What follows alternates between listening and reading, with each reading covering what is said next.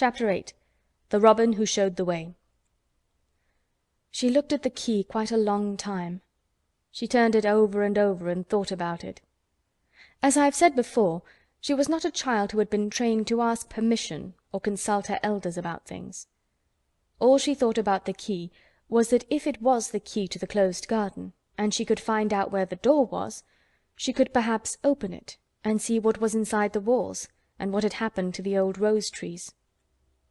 It was because it had been shut up so long that she wanted to see it. It seemed as if it must be different from other places, and that something strange must have happened to it during 10 years. Besides that, if she liked it, she could go into it every day and shut the door behind her, and she could make up some play of her own and play it quite alone, because nobody would ever know where she was, but would think the door was still locked and the key buried in the earth. The thought of that pleased her very much. Living, as it were, all by herself, in a house with 100 mysteriously closed rooms, and having nothing whatever to do to amuse herself, had set her inactive brain to working, and was actually awakening her imagination. There is no doubt that the fresh, strong, pure air from the moor had a great deal to do with it. Just as it had given her an appetite, and fighting with the wind had stirred her blood, so the same things had stirred her mind. In India she had always been too hot and languid and weak to care much about anything, but in this place she was beginning to care and to want to do new things. Already she felt less contrary, though she did not know why. She put the key in her pocket and walked up and down her walk. No one but herself ever seemed to come there, so she could walk slowly and look at the wall, or rather at the ivy growing on it. The ivy was the baffling thing. Howsoever carefully she looked, she could see nothing but thickly growing, glossy, dark green leaves. She was very much disappointed. Something of her contrariness came back to her as she paced the walk and looked over it at the tree-tops inside. It seemed so silly, she said to herself, to be near it and not be able to get in. She took the key in her pocket when she went back to the house, and she made up her mind that she would always carry it with her when she went out, so that if she ever should find the hidden door, she would be ready. Mrs. Medlock had allowed Martha to sleep all night at the cottage, but she was back at her work in the morning with cheeks redder than ever and in the best of spirits. "I got up at 4 o'clock," she said. It was pretty on the moor with the birds getting up and the rabbits scampering about and the sun rising. I didn't walk all the way. A man gave me a ride in his cart and I did enjoy myself." She was full of stories of the delights of her day out. Her mother had been glad to see her, and they had got the baking and washing all out of the way. She had even made each of the children a dough-cake with a bit of brown sugar on it. "I had 'em all piping hot when they came in from playing on the moor. And the cottage all smelt of nice, clean, hot bacon, and there was a good fire, and they just shouted for joy. Our Dickon said our cottage was good enough for a king."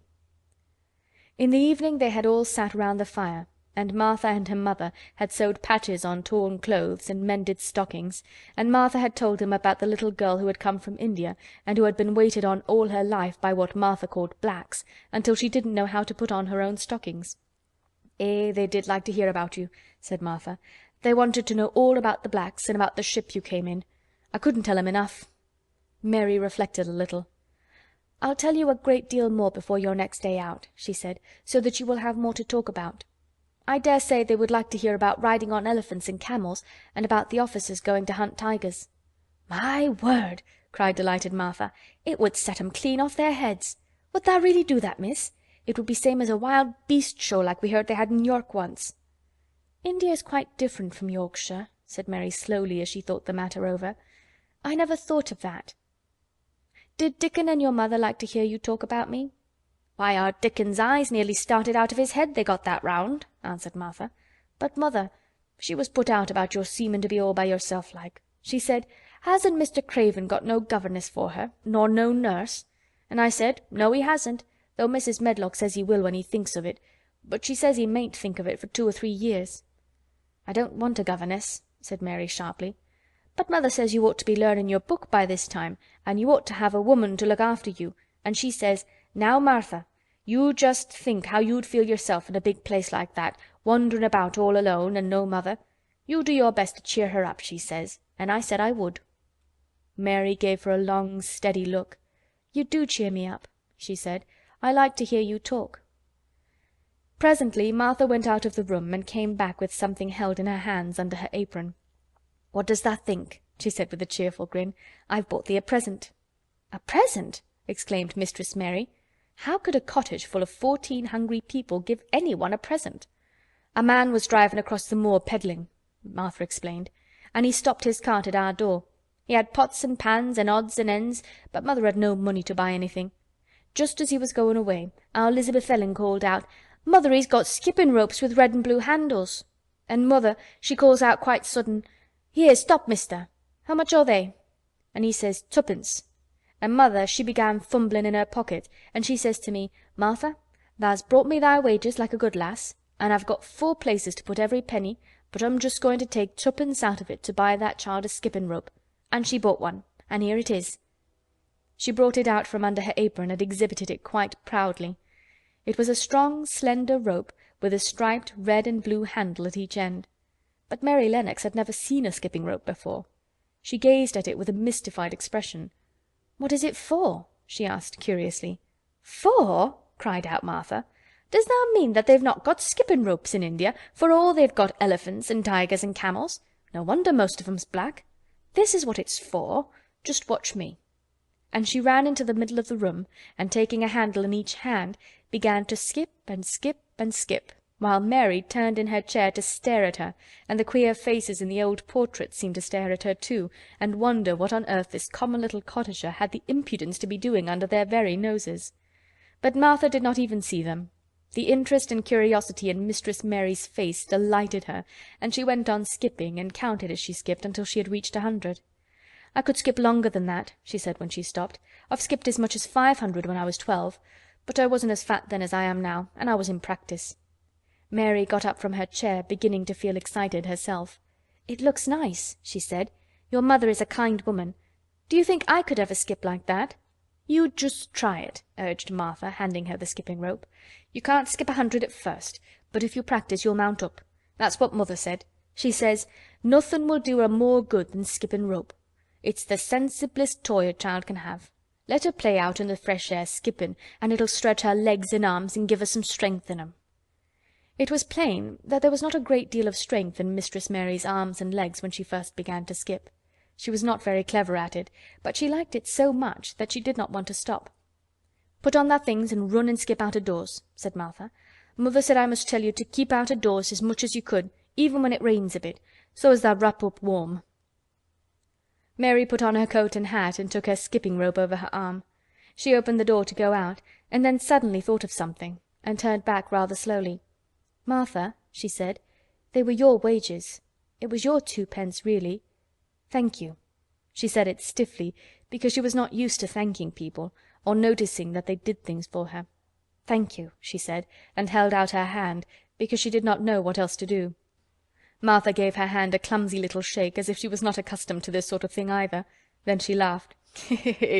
"That a queer old womanish thing," she said.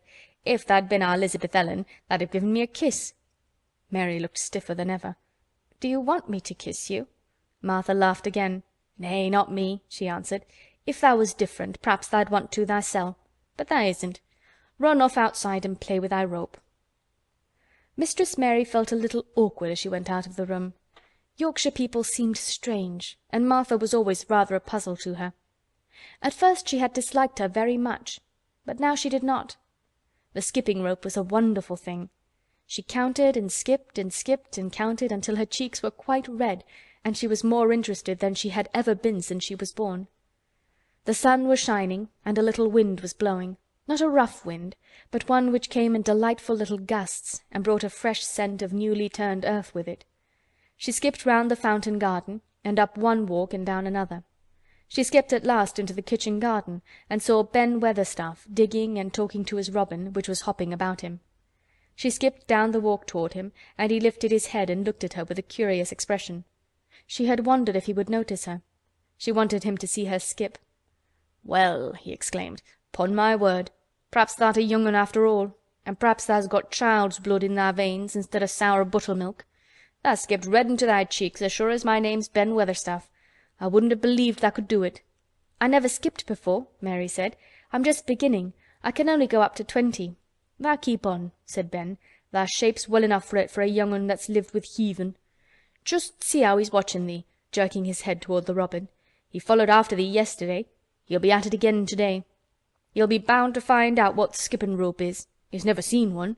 Eh," shaking his head at the bird, "tha curiosity will be the death o' thee sometime if tha doesn't look sharp."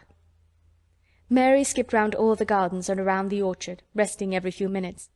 At length she went to her own special walk, and made up her mind to try if she could skip the whole length of it. It was a good long skip, and she began slowly, but before she had gone halfway down the path she was so hot and breathless that she was obliged to stop. She did not mind much, because she had already counted up to 30. She stopped with a little laugh of pleasure, and there, lo and behold, was the robin swaying on a long branch of ivy. He had followed her, and he greeted her with a chirp. As Mary had skipped toward him, she felt something heavy in her pocket strike against her at each jump, and when she saw the robin she laughed again. "You showed me where the key was yesterday," she said. "You ought to show me the door today, but I don't believe you know." The robin flew from his swinging spray of ivy onto the top of the wall, and he opened his beak and sang a loud, lovely trill merely to show off. Nothing in the world is quite as adorably lovely as a robin when he shows off, and they are nearly always doing it. Mary Lennox had heard a great deal about magic in her Ayah's stories, and she always said that what happened almost at that moment was magic. One of the nice little gusts of wind rushed down the walk, and it was a stronger one than the rest. It was strong enough to wave the branches of the trees, and it was more than strong enough to sway the trailing sprays of untrimmed ivy hanging from the wall. Mary had stepped close to the robin, and suddenly the gust of wind swung aside some loose ivy trails, and more suddenly still she jumped toward it and caught it in her hand. This she did because she had seen something under it, a round knob which had been covered by the leaves hanging over it. It was the knob of a door. She put her hands under the leaves and began to pull and push them aside. Thick as the ivy hung, it nearly all was a loose and swinging curtain, though some had crept over wood and iron. Mary's heart began to thump and her hands to shake a little in her delight and excitement.